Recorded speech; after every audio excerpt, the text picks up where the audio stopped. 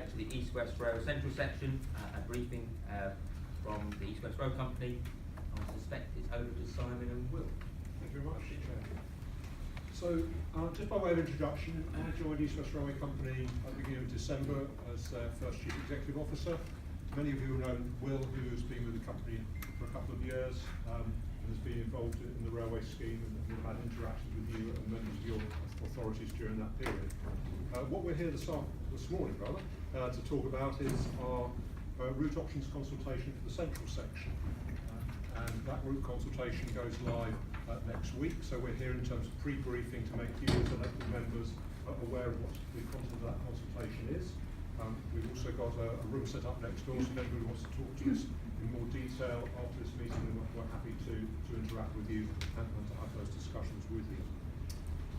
So in terms of the agenda for this morning, a little bit of an introduction to East West Railco, and then we'll go into the scope of the consultation, the process that we're following during this consultation, what we achieved, aim to achieve from it, and then we'll go into the route options that we're looking at. There will be a moment when, because of the embargo nature of some of these slides, I believe, we will go into private session for a short moment. What I've said, and I think it's only Alan at the moment, but we'll check anybody else, that we will go into private session, but I have said as soon as they go public, we will email any members of the public here as soon as we can. I'm always unhappy about having private sessions. I don't think we should try and not have them, but I have been asked to do that. I believe as soon as the Chancellor signs off, we can go and fly. Absolutely. Maybe we should contact this as we might even get a message. We might even get a message during this meeting. So in terms of East West Railco, we were set up by the Secretary of State for Transport, who's given us an ambitious set of objectives, which you can see there on the screen. Key for us here is around the integrated nature of what we're trying to deliver in terms of the speed and the value of what we're trying to deliver in terms of the railway, and making sure it's strategically relevant with clear purpose. So part of engaging through this consultation period is to test out those objectives and your engagement with them. Clearly we're already on site on the western section, and our colleagues from Network Rail are progressing with some really early works there, and we've got a public inquiry starting in a week or so's time to go through particular aspects of the western section. But what we're here to focus on this morning is on the central section, which runs from Bedford through to Cambridge. So the consultation, there's been quite a lot of work done prior to the establishment of East West Railco between the Department of Transport and Network Rail back in 2016, which looked at various corridor options. So where, in terms of the area between Bedford and Cambridge, should this corridor run? Where are the key nodes that this corridor needs to link up? Where can this corridor best support the economic growth of that area? And that work, as I was done a couple of years ago. What we're now looking at is within the chosen corridor, a number of route options that will be possible within that corridor. This is a non-statutory consultation. What we're going out for here is route selection that we will need to go through later this year. At the moment, those route options still cover corridors that are several kilometres wide. The reason for that is, we're not at this stage into detailed planning. What we're doing is trying to assess the validity and the contribution these route options make to the wider strategic objectives. And once that preferred route option has been chosen, we'll move on to the statutory consultation period and ultimately into the planning and consent order, which will give us the planning powers to move forward with the delivery of this project. So in terms of the consultation process, it's going to run for 6 weeks. As I say, it will be launched next week. Postcards will be mailed to all local residents within the corridors, 130,000 postcards which will be going out and landing on through people's letterboxes in the very early part of next week. We've scheduled 8 consultation events at key points along the route, and you can see there on the slide the locations that we'll be going to, and those meetings will be scheduled between the 11th of February and the 2nd of March. And there's a mixture of daytime and early evening meetings and weekend and weekday meetings. So hopefully we can gather a richness of information through those consultation events. The consultation documents and supporting technical report will also be on our website as soon as the consultation formally opens. And we'll also be engaging a more focused session with local authorities and other key stakeholders across the area. In fact, we had a briefing call with parish councillors earlier this morning just to warm them up to the fact of what's happening, and there'll be further engagement with people at that level as well.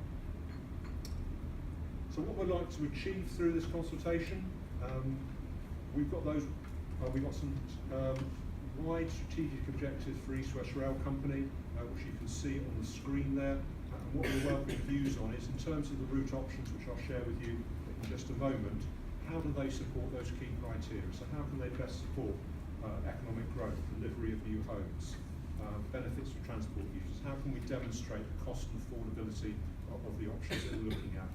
And equally important, what are the environmental impacts and opportunities that delivering a scheme like this would present? Clearly, each of the routes will have a series of opportunities and challenges. None of these route options is perfect. There will be challenges with each one, but there's also clearly a range of opportunities that each of these route options present. And what we need to do is make that balanced decision based on feedback that we get and the further technical studies that we do and the engagement with statutory bodies, so that we can make sure ultimately that the government's investment in this does provide value for money to the public purse. So in terms of a sort of key overview around the options, around some key node points, and I'll go into this in a little bit more detail in the slides that follow, but at Bedford, we need to look at options that either pass through the existing Bedford Midland station, or alternatively take a route south of Bedford, perhaps somewhere between Wixham's and the south edge of Bedfordshire City. So again, we're looking at a range of options around Bedford and how that best responds to the needs in this locality. At Sandy, where we cross the East Coast Main Line, again, there are a range of options that we'll be looking at in the Sandy area. So do we go south of Sandy? Do we take a route that goes further north that passes through the sort of Thamesford, near south area? And what are the benefits and trade-offs that we can look at in that particular part of the corridor? Where does that best sit in terms of the sort of local plans for that part of the route? As we go through South Cambridgeshire, again, we've got two options there. We can either take a slightly more northerly route through the Camborne area, or we can take a southerly route through the Bassingbourne area, being aware of the impact that Wimpole Hall has at that particular location, and making sure that we avoid any impact on that National Trust property at that location. And then all the routes come together at the eastern end, and our preference, as it says in the consultation documents, is to approach Cambridge from the south, coming in through the Cambridgeshire South route and into Cambridge Station, and then providing onward opportunities for later stages of the programme to go east of Cambridge. However, in recognising that, we do want to hear people's views around approaching Cambridge from the north as well. We believe the Cambridge South option is the best one in terms of both economic value, but also in terms of journey time and in terms of how that fits in with this sort of social and economic developments in the Cambridgeshire area. But we do want to hear people's views, if people have alternative views around that in terms of approaching Cambridge from the north. So that is a subject that we want to pick up people's views on during the consultation process. So I'm now going to go into the route options. So I would ask Chair, just for literally 5 minutes, if there are members of the public here, that if they wouldn't mind just leaving us for 5 minutes while I go through this, because it is embargoed at the moment. So just as a game, I think we can get Alan to draw 5 routes and see how close it is. I think you'd be pretty close to what the 5 routes are, so I'm not quite sure it's so contentious, but okay. Okay. So I'm just concluding, this is my last slide, which was just to say, reinforce the point that while all the options that we're consulting approach Cambridge from the south, we do want to hear people's views around the north.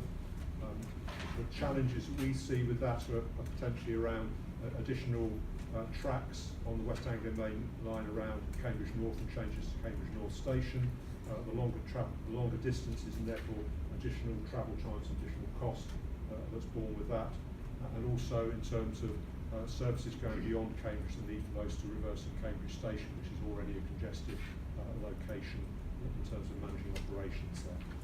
So that's the sort of context of what we're consulting on.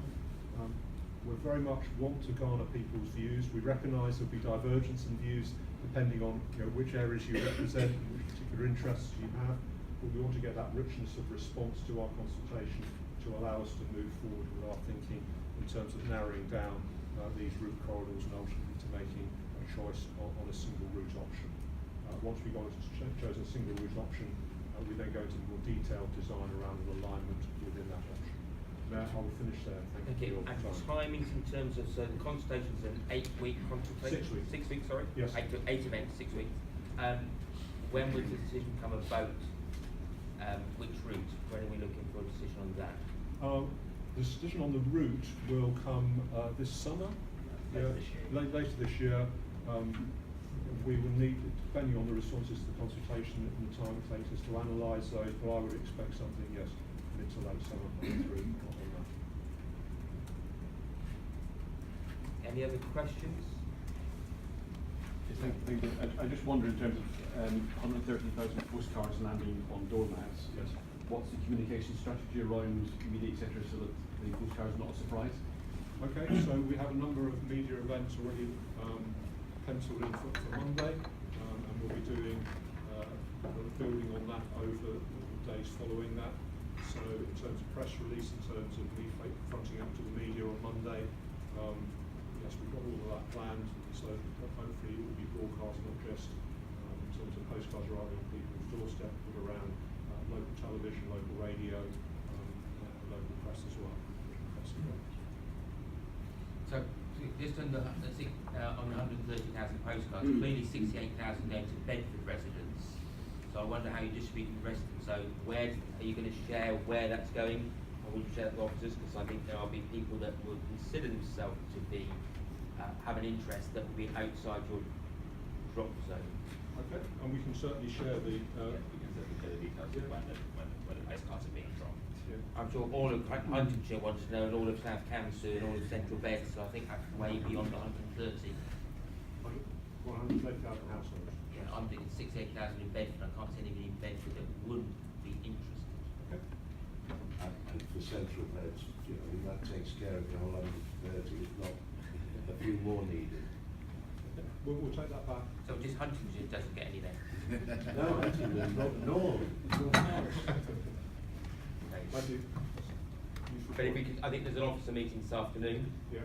If you share that with them, we could have some feedback as politicians, because I think we want to go maybe beyond that and look at Thank you. talk to you. Thank you. Helpful indication. Any other questions?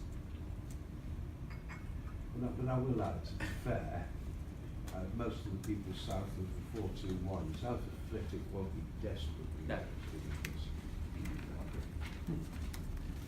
Chair, would you like me just to map out how we're proposing to respond? Yes, please. Okay, so we've been working very closely with the East West Rail Company, both through the consortium which Councillor Shaw chairs, but also as an officer team.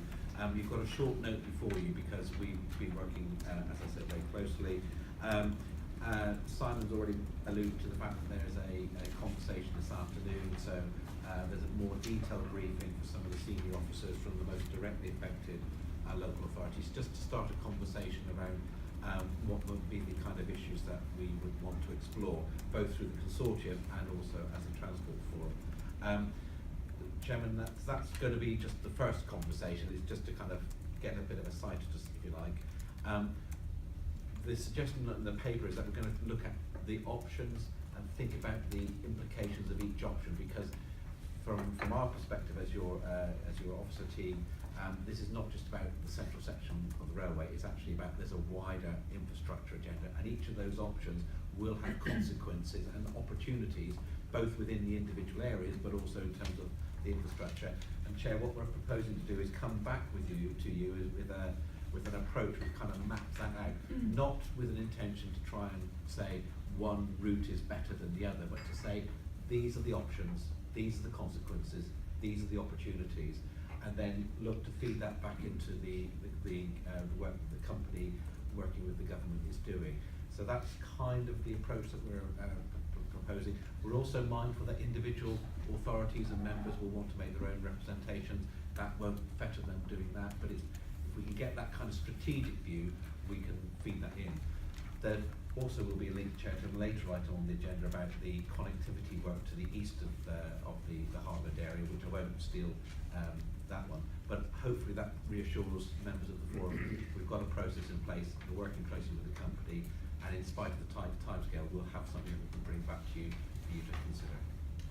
And as it says on the slide there, we will be next door until 1:30, so if anybody does want to come in at any stage for any more detailed questions, we can say it's John. Nigel? Martin, can I suggest to you, I fully appreciate that you've got a senior officer briefing this afternoon. I'm not quite sure if any of Central Bed senior officers are going to that, because you. I've talked to one of your officers Good. this morning, so. But I think you know, I know Dave will echo this. The real in-depth conversation you guys need to have is with the ward members that are affected by this.